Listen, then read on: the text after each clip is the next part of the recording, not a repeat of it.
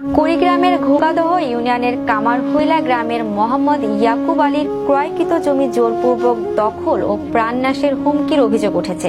এই ঘটনায় ভুক্তভোগীর ভাই মোহাম্মদ তাজুল ইসলাম কুড়িগ্রাম সদর থানায় বাদী হয়ে গত বছর ৫ জানুয়ারি একটি অভিযোগ করেছেন।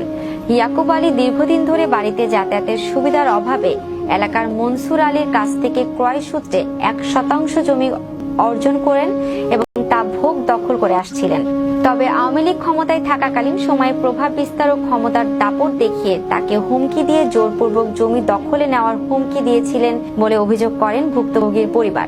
উল্লেখ্য, ঘটনায় প্রায় ১ বছর পেরিয়ে গেলেও সঠিক বিচার পায়নি ভুক্তভোগীরা।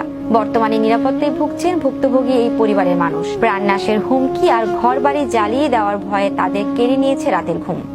এর মধ্যে আমাকে মারলি ডানা ডুনে অনেকে মারছে, মাথা আমার মনে করো 10টা 11টা ছিলে দিচ্ছে। আমার বাচ্চাদের 12 মাস খালি থাকে বাড়ির মধ্যে, 10টা দিনও না থাকে, সেই বাচ্চার বাড়ি করতে খুব কষ্ট করি। দিয়ে আমরা রাস্তাটার জন্য 1 শতক বাড়ি আমরা কিনে নিয়েছি। দিন উদ্দেশ্যে আছি এই জায়গায় বলে যে এই রাস্তা আমরা হাঁটার জন্য রাস্তাটা কিনছি। জমি বিক্রি করলাম 1 শতক তাইজুল লেট আছে, আর 1 শতক বিক্রি করলাম ইয়াকুবের কাছে।